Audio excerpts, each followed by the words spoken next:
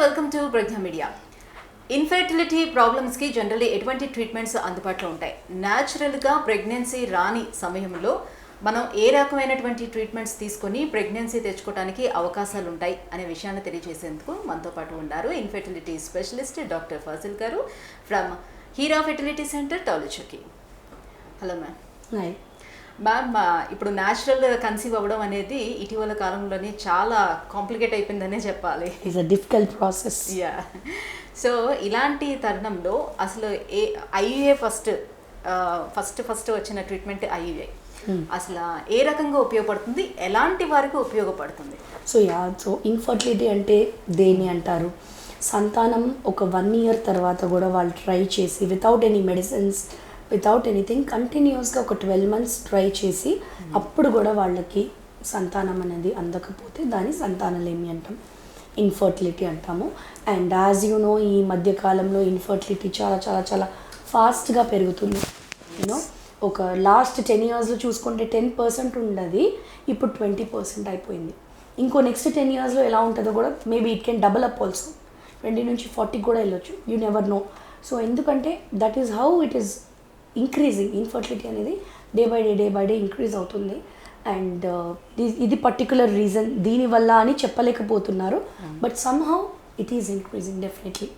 So ఇంకోటి వచ్చేసి ఇప్పుడు న్యాచురల్గా కన్సీవ్ అది అవ్వలేదు, ఇంకా మన దగ్గరికి వచ్చారు, ఏదో ఒక హోప్తో వస్తారు కాబట్టి ఫర్టిలిటీ స్పెషలిస్ట్గా we want to give them babies as soon as possible. అంటే ఎంత తొందరగా వీలైతే వాళ్ళకి అంత తొందరగా ఒక బేబీని ఇచ్చేస్తే they will have that happiness, right?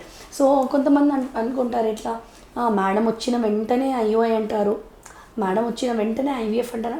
IVF IUI ఎందుకంటాము? వాళ్ళ ప్రాబ్లమ్స్ని బట్టి ఇది అవ్వట్లేదు. అప్పుడు వరకు వాళ్ళు చాలాసార్లు ట్రై చేసినా అది అవ్వలేదు కాబట్టి వచ్చారు. Yeah, it's even frustrating for them also, వాళ్ళకు కూడా. సో బట్ కొంతమంది ఎట్లా అంటే మనం ఇట్లా సజెషన్ ఇచ్చినా దే విల్ మేడం దగ్గరికి వెళ్తే ఐవీఎఫ్ అట్లా కాకుండా ఎందుకు చెప్తున్నారు ఏంటి అంటే అందరికీ ఐవీఎఫ్ చెప్పాం, అందరికీ ఐయుఐ చెప్పాం. మోర్ దెన్ 0.5% న్యాచురల్గా ట్యాబ్లెట్స్ ఇంజెక్షన్స్ కూడా కన్సీవ్ అయిన వాళ్ళు ఎంతోమంది ఉన్నారు మన దగ్గర. ఓకే. సో అందుకని ఏంటంటే, సో ఒకవేళ మీకు డాక్టర్ ఇట్లా చెప్తున్నారు అంటే మీరు ఎందుకు చెప్తున్నారు, మీరు ఇన్ని ఇయర్స్ ట్రై చేశారు అయినా కూడా అవ్వట్లేదు కాబట్టి కదా చెప్తున్నారు అనేది ఒక్కటి ధ్యాసలో పెట్టుకోవాలి. They have to think about that point and they should not think madam దగ్గరకు వస్తే ఇంకా ఇంతే, అట్లా కాకుండా ఓకే నెక్స్ట్ స్టెప్ వేద్దామని అంటున్నారు అన్నట్టు they have to think first. చాలా అది మైండ్ సెట్ నుంచి బయటికి రావాలి ఫస్ట్ మన వాళ్ళు. And then next comes all these procedures. IUI గురించి అడిగారు మీరు.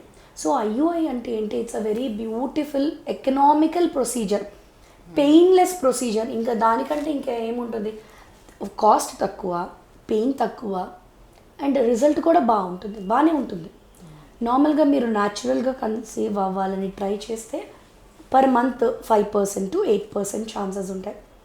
అదే మనం ఐయుఐ ద్వారా ప్రయత్నిస్తే అరౌండ్ 20 to 25%. అంటే అన్నీ బాగుంటాయి, 2 ట్యూబ్స్ బాగుండి మేల్ కణాలు అన్నీ కూడా బాగుండి కూడా అవ్వలేదు అంటే 20 to 25%, which is not bad, better than 5% కదా. అండ్ అలానే ఈ పీసీఓడి కామన్గా చాలా చాలా కామన్గా వింటాము. పీసీఓడి వాళ్ళలో ఎట్లా అంటే కొంచెము ఎగ్స్ కొంచెం వీక్గా ఉంటాయి కాబట్టి మంచి ఇంజెక్షన్స్ అవి ఇచ్చి గ్రో అవ్వడానికి, అలానే మనం స్పర్మ్స్ కణాలు కూడా మంచి కణాలను తీసుకొని లోపల వరకు వేస్తాం. ఐయుఐలో గర్భసంచి లోపల వరకు వేస్తాం మనం. సో ఇక్కడ వరకు వేస్తాం కాబట్టి ఈ చెక్ పాయింట్ క్రాస్ అయిపోయినట్టు. ఓన్లీ 1 చెక్ పాయింట్ క్రాస్ అవ్వాలి, అది ఏంటి? ట్యూబ్స్లో ఉన్న చెక్ పాయింట్ క్రాస్ అవ్వాలి. ఇక్కడ నుంచి ఎలాగో ఒక మంచి గుడ్డు వచ్చి వెయిట్ చేస్తూ ఉంటుంది. సో ఇటు నుంచి కూడా ఉండొచ్చు. సో మంచి గుడ్డు వచ్చి వెయిట్ చేస్తున్నప్పుడు ఇక్కడి వరకు లోపల వరకు వేస్తాం కాబట్టి గుడ్డుని ఇంకా కణాన్ని దగ్గరగా తెస్తున్నాం కాబట్టి chances of pregnancy are also more. ఐయుఐలో మనం ఛాన్సెస్ దగ్గరగా వేస్తున్నాం కాబట్టి ప్రాబబిలిటీని పెంచుతున్నాం మనం. So it's easiest way. న్యాచురల్గా అయితే ఇక్కడ ఉంటుంది, లోపల వరకు వేస్తాం కాబట్టి దానికోసం అది మొటిలిటీ మార్ఫాలజీ ఎలా ఉండాలి, ఎంత కౌంట్ ఉండాలి? That is important. So normal count వచ్చేసి మనకి మినిమం 15 మిలియన్ ఉండాలి కదా. 10 to 15 మధ్యలో ఉన్న వాళ్ళకి ఇది చాలా ఉపయోగపడుతుంది.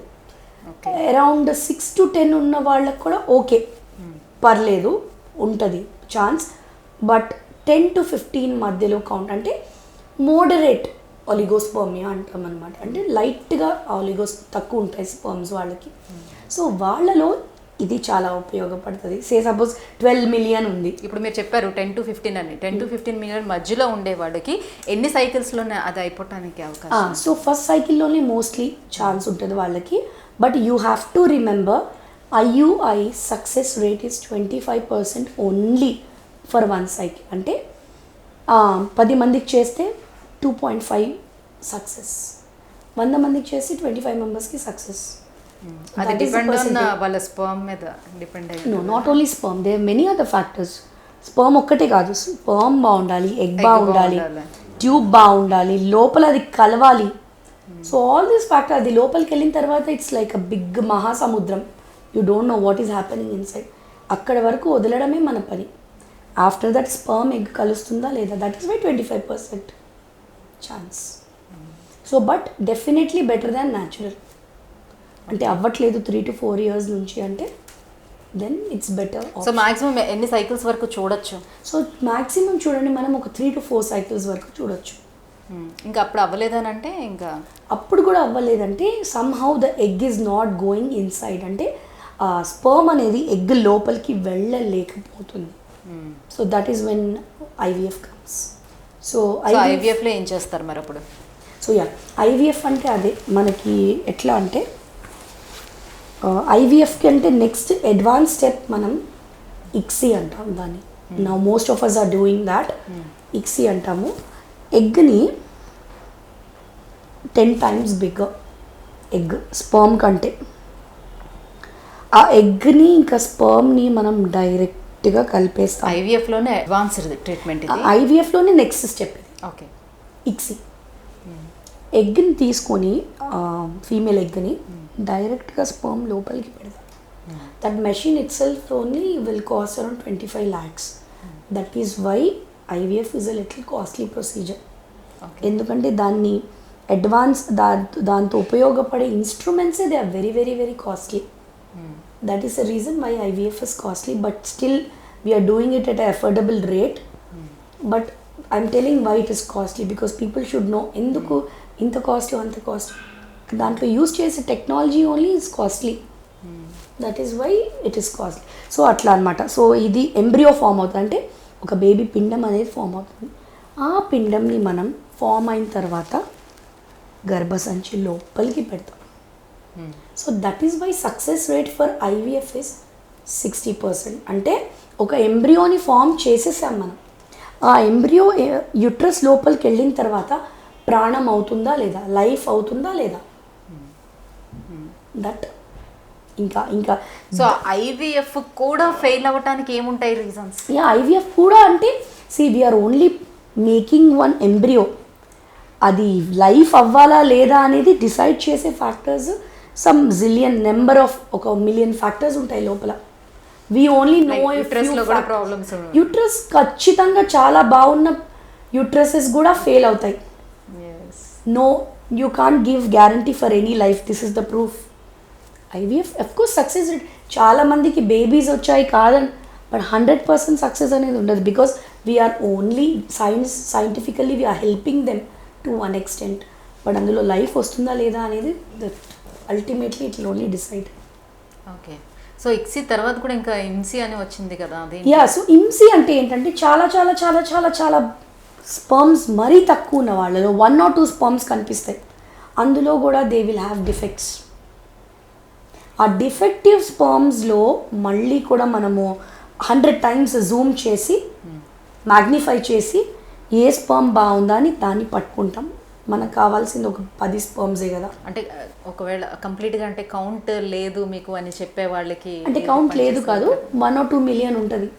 1 or 2 million స్పర్మ్స్ ఉన్నాయి అంటే మనకి కనిపించే స్పర్మ్స్ 2-3 ఉంటాయి. మైక్రోస్కోప్లో కనిపించే స్పర్మ్స్ 2-3 ఉంటాయి.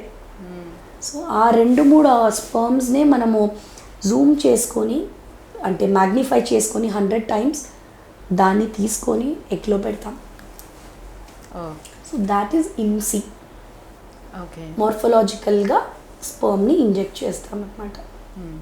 సో ఇలా ఇంజెక్ట్ చెయ్యాలన్నా కూడా మీకు ఎగ్ అనేది బాగుండాలి మళ్ళీ అక్కడ. Definitely egg is the major factor, 70% okay factor. So ఇప్పుడు అక్కడ అమ్మాయిల ఏజ్ కూడా ఎక్కువ ఉండేటప్పుడు ఎగ్ అనేది దాని షెల్ఫ్ అంతా కూడా థిక్గా అయిపోతుంది కదా, అప్పుడు ఏం చేస్తారు వాటికి? సో ఏంటంటే is a very beautiful technology laser అని చెప్పేసి ఇట్లా ఎంబ్రియో కానీ లేదా ఎగ్స్ కానీ గట్టి పడుతున్నాయి అనుకోండి, బయట జోనా అంటామన్నమాట దాన్ని, Zona.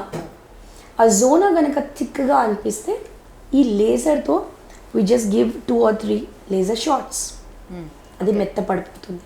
Okay. Then we can directly inject that sperm and అది ఎగ్ రావడానికి కూడా మంచిగా అవుతుంది. ఓకే. సో ఇక్సీలోనే డైరెక్ట్గా స్పర్మ్ని ఇంజెక్ట్ చేస్తారు కాబట్టి ఎవరైనా మాకు ట్విన్స్ కావాలి అని అడిగితే పెడతారు.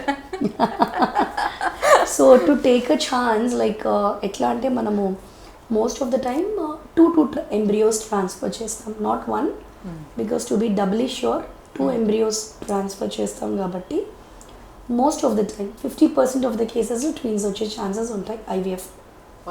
Okay okay right. Thank you so much ma'am. So ఇన్ఫర్టిలిటీకి ఎటువంటి ట్రీట్మెంట్స్ అందుబాటులో ఉన్నాయనే విషయాన్ని తెలియజేసినందుకు thank you. Most welcome. Please like, share, subscribe to Pragna Media.